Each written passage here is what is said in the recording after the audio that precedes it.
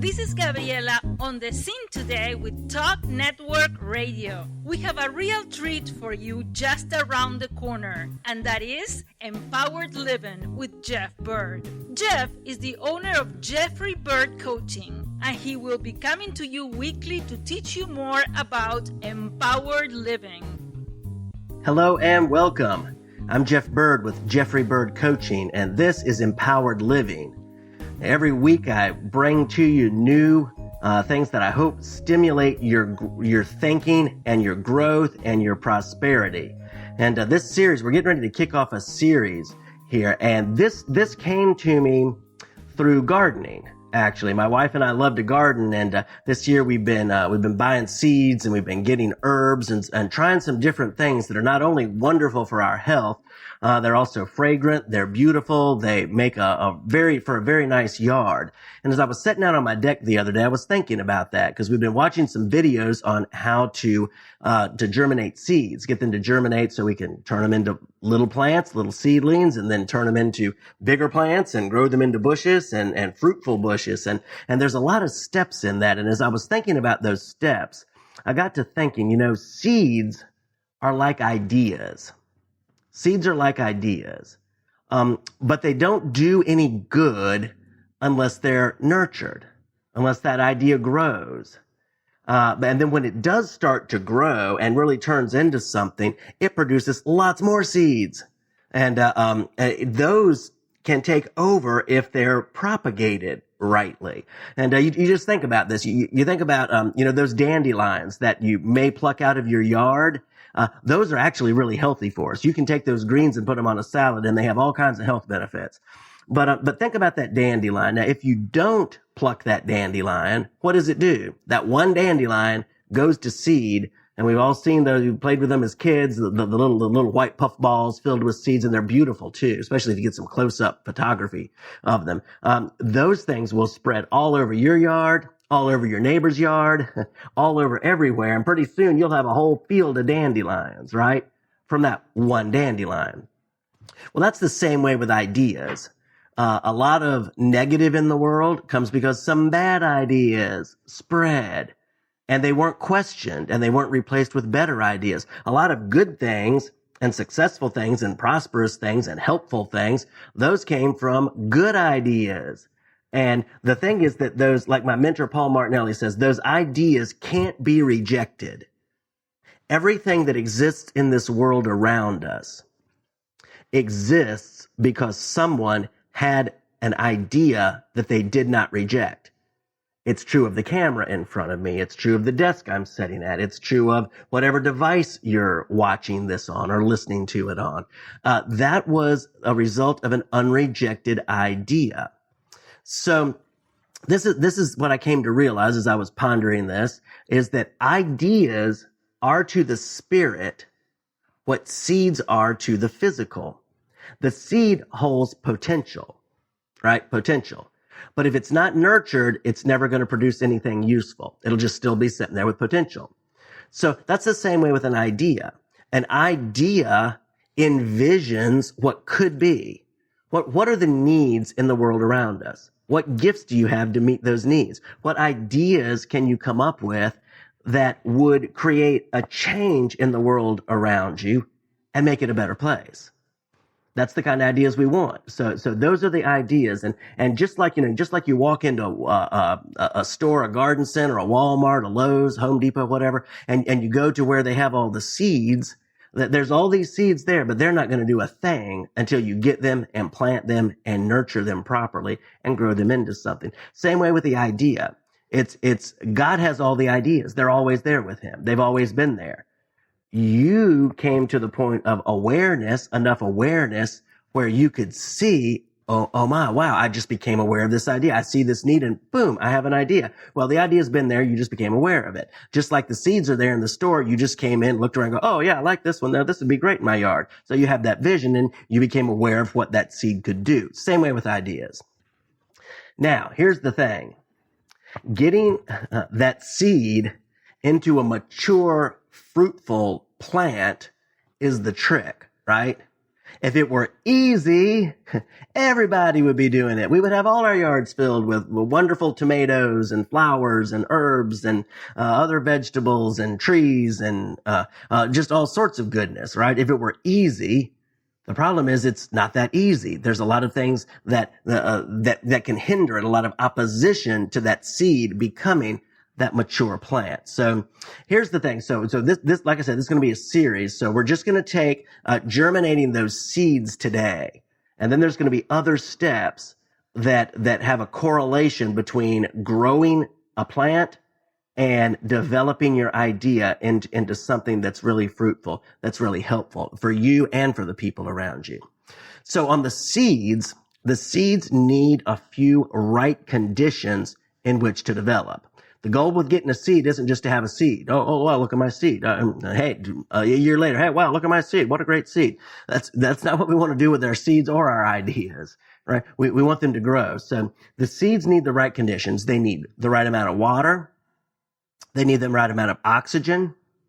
They need the proper temperature, and they need the proper lighting. Now, this varies from seed to seed. But I want to look at water and oxygen. Those things sustain life. Without water and oxygen, we wouldn't have life. We wouldn't have anything. And just, it says in scripture that God breathed into man. So that's like oxygen, right? We became living beings. We became alive. So in the same way, seeds need oxygen too. They will not grow without oxygen. And it's the same way with our ideas. The ideas need to be breathed into. That original inspiration, when we say somebody was inspired, I had an idea, I was inspired, that literally means breathed into. It's like, inspire comes from like respiration, to breathe, and it means to breathe into. So that idea is being breathed into by something much larger than us for the benefit of many people. So it's breathed into, but then that seed needs oxygen too. That idea, once we get that idea, it needs to be breathed into also. How do I grow it? How do I give it oxygen and water? How do I give it life? Right? So just having that seed is not going to do anything unless it has water and unless it has oxygen. It has to continue to be nurtured with those things. It has to have those means of growing. So you're going to have to think into it, right? You're going to have to put some thought to it. You may need to get a team of other people to help you think into it. If that idea, you have that great idea, but you don't have all the resources and the gifts to grow it, you may have to have other people come around you and help and think with you and bring their gifts and their resources and their thinking to it as well, right? So we have to have water, we have to have air, and then seeds. This one is interesting, I think. Seeds also grow in the right temperatures. Different seeds like different temperatures. We have plants that are tropical plants. We have plants that grow up in Siberia. We have all these different plants, and certain seeds only germinate at certain temperatures. So will your ideas. If things are too hot, if you're in the middle of a lot of difficulty and adversity and trials, it can be hard to come up to be creative and tap into that inspired idea. The ideas can be lacking since you're going to primarily be focused on just getting by and just surviving, right? So survival in those times, if it's too hot, a seed won't germinate. And if it's too cold, they won't grow either. And you think about the cold. Well, maybe that's a really down time for you. Maybe that's a depressed time. You're just not into it, just not in that creative environment. And, you're just coming up short on ideas. And also that temperature, that's like environment. And that can also be made up of who you're around.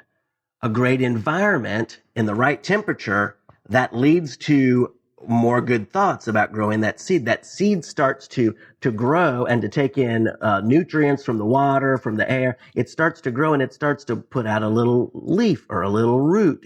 It puts out something that's more than what it started. And that's what happens as it starts drawing on resources. So a lot of times that environment is what's around us.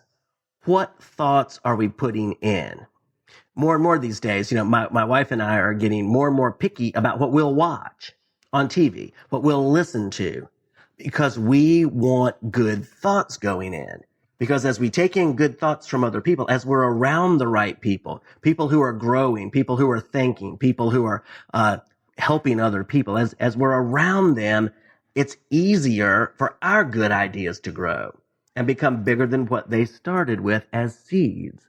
And then sometimes those other people, wow, we can team up with them if they're people that we know locally. And just a note on that, there are some really famous, really gifted people in the world that household names that if I said them, people would know. For example, John Maxwell is one of them. I'm on his team, but I don't know him. He could not pick me out of a crowd.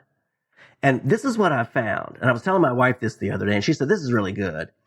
We've been having a lot of good conversations recently, if you can't tell. But I thought, there's a few superstars that everybody wants to be around. And they pay them huge amounts to come and speak to them and to be around them. And that's great. But they don't have but so much time in the day to be around but so many people. And they're superstars, and they have their teams. They have teams around them that they're already connected with, they're involved with, they spend a lot of time together, and that's great. If you're on that team, that's great. If you're not on that team, it can be really, really, really tough to get to that person and do anything meaningful. So here's the thing. You've got other superstars in the making that are accessible to you. You've got some superstars that are not very accessible, but then you've got a lot of future superstars right around you that are accessible. And if you start spending the time with them and start growing together, one day your team can become the people who are known, who are sought after, who are helping many, many people and who have a very, very broad reach. So the point of that is to go for the people who are accessible to you. Don't just keep striving after the ones who aren't accessible. Find the people around you who have the right heart, the right desire to grow, coming up with good ideas, trying to help, trying to change things for the better, and spend some time with them and see what great ideas you can come up with together that will elevate your influence. Okay, so being around those other people, that helps. The second thing is time to reflect. I don't know how anybody ever comes up with a good idea without having some time, some quiet time to reflect on things. Now, different people do different things. I had someone tell me, well, I do my best thinking when I'm out walking my dog. Good. Go walk the dog. A lot of people, myself included, say, well, we do good thinking when we're driving because there's nothing else we can do. We can't go and futz around the house or something else. We have time to think because all we can do, we have to be driving and we have to be paying attention to that, but we can still think about more than just that. Just don't think about too much more. You got to pay attention to the driving. So when we take that time to reflect, and I spend a lot of time quietly in the morning before anything else is going on that I have to give my mind to. I like to have my mind to myself for a while, and also pray and think on good things and read good things. And I get good ideas and I make notes of those good ideas in the memo app on my phone. So that then later I can go back to them and I can think on them more. I can pick the ones that are most relevant to me and then think on them more. So taking that time to reflect, we can receive wonderful ideas if we just take a few minutes to think about things. And so many people that ask, motivated, passionate, professional people. And when I ask them this, very, very, very few, probably less than 10% say that they actually intentionally set aside time to think and reflect. That's so important. I can't emphasize that enough. At least start with a few minutes a day, sitting still. Cultivate a quiet mind. Don't have a restless mind. So many people have a restless mind. They're just always thinking about something else and something else. And boy, it's hard. It's hard to have a quiet mind if you're around restless-minded people or if you're a restless-minded person. Cultivate at least just sitting still. Maybe do some deep breathing, maybe yoga, meditation, whatever, prayer, whatever it is that helps